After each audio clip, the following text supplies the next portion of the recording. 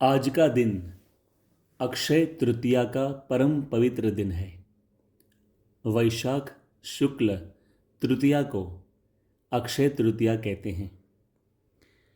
आज के दिन सूर्य भगवान ने पांडवों को अक्षय पात्र दिया था, जिस पात्र से वे जब चाहें वैसा भोजन प्राप्त कर सकते थे जब वे वनवास में थे तब। आज का दिन वसंत ऋतु और ग्रीष्म ऋतु का संधिकाल कहा जाता है। आज से वसंत ऋतु पूर्ण होती है और ग्रीष्म ऋतु का प्रारंभ होता है, और इसीलिए आज से मंदिरों में भगवान की मूर्ति को चंदन की अर्चा होती है। पूरे शरीर पर चंदन का लेप होता है और विविध श्रृंगार से भगवान को चंदन के वस्त्र धारण कराए जाते हैं। आज के दिन भगवान परशुराम का भी प्रागट्य हुआ था। भगवान नरनारायण का भी आज ही प्रागट्य दिन है और ऋषभदेव भगवान का आज निर्वाण दिन है। आज के दिन भगीरथ की प्रार्थना एवं प्रयास से गंगा नदी इस धरातल पर अवतरित हुई। आज के दिन ही त्रेता युग का प्रारंभ माना जाता है। आज के अक्षय तृतीया के दिन सुदामा जी अपने परम मित्र कृष्ण भगवान से द्वारिका में मिले थे। आज के दिन ही भगवान वेदव्यास जी ने महाभारत की रचना का शुभारंभ किया था और आदि शंकराचार्य जी ने कनकधारा स्तोत्रम की रचना भी आज ही के दिन प्रारंभ की थी। कुबेर को आज के ही दिन संपत्ति मिली थी और देवी अन्नपूर्णा जी का प्रागट्य भी आज के दिन ही है। ऐसे कई वैदिक और पौराणिक इतिहास आज के दिन से जुड़े हुए हैं। आज का दिन अति पवित्र माना जाता है। नूतन गृह प्रवेश, नई दुकान का उद्घाटन, नई गाड़ी लेना और ऐसे कई शुभ कार्य आज किए जाते हैं। आज के इस परम पवित्र दिन पर हमें यही संदेश प्राप्त होता है कि जिस प्रकार भगवान श्री कृष्ण ने अपनी मित्रता निभाई, अपने मित्र सुदामा के सभी दुख दर्द दूर किए, इसी प्रकार हम भी हमारे मित्रों स्वजनों के प्रति सदैव अनुराग एवं करुणा धारण करें और यदि उन्हें कोई ज़रूरत है और हम में देने की शक्ति है तो हम जरूर मदद करें। आज के दिन गंगा का प्रागट्य हुआ है।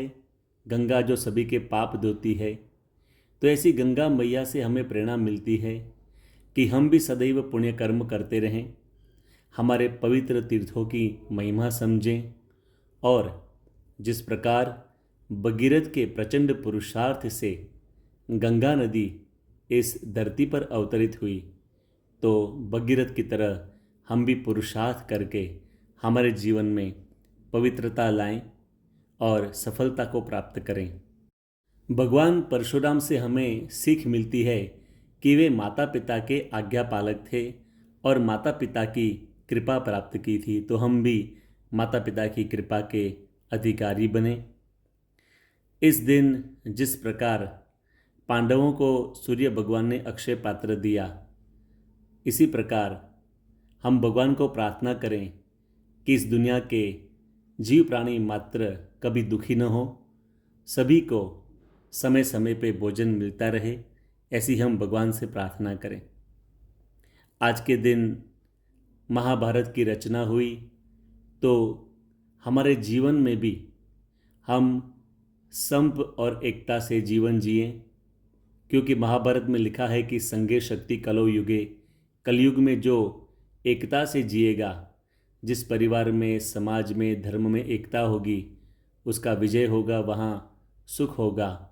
जहाँ संप वहाँ संपत्ति नाना, जहाँ कुसंप वहाँ विपत्ति निदाना।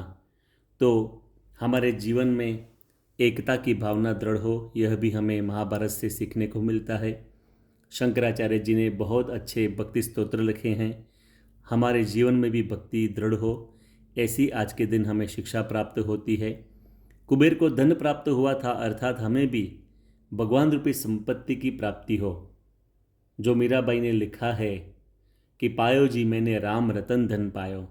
लौकिक संपत्ति तो सभी के पास एक समान नहीं होती है। किसी के पास ज़्यादा संपत्ति होती है, किसी के पास कम संपत्ति होती है, लेकिन सत्संग भक्ति करने से परमात्मा रूपी संपत्ति की प्राप्ति हम सभी को हो सकती है और उसी संपत्ति से हम सही अर्थ में सुखी रह सकते हैं। जिस प्रकार संत तुकाराम, संत एकनाथ, संत ज्ञानेश्वर, नरसिंह मेहता, मीराबाई इत्यादि भक्त भगवान रूपी संपत्ति से सदैव सुखी रहे थे। अन्नपूर्णा देवी का भी आज प्रागट्य है, इसलिए हम उनके चरणों में भी प्रार्थना करते हैं कि सभी के घरों में अन्न के भंडार भरे हों, पूरे देश में और विश्व में अन्न की कमी न हो, सभी सुखी रहें। आज के दिन भगवान को चंदन के वस्त्र धारण कराए जाते हैं और पूरे 1 मास तक ग्रीष्म ऋतु में भगवान को चंदन का लेप किया जाता है। उसके पीछे ऐसी विभावना है कि हे भगवान, इस सृष्टि में भी सभी संतप्त जीवों को आप शांता देना, सभी के हृदय में शांति का अनुभव हो, ऐसी हम भगवान को प्रार्थना करें। तो ऐसे कई इतिहास आज के दिन से जुड़े हुए हैं। उन इतिहास में बहुत बड़ा मर्म भी छिपा हुआ है, बहुत अच्छे संदेश हमें प्राप्त हुए हैं। तो हम भगवान से प्रार्थना करते हैं कि अक्षय तृतीया का दिन आप सभी के लिए मंगलमय बने, आप सभी की शुभकामनाएं परिपूर्ण हो और आप सभी के हृदय में शांति की स्थापना हो। जय स्वामीनारायण।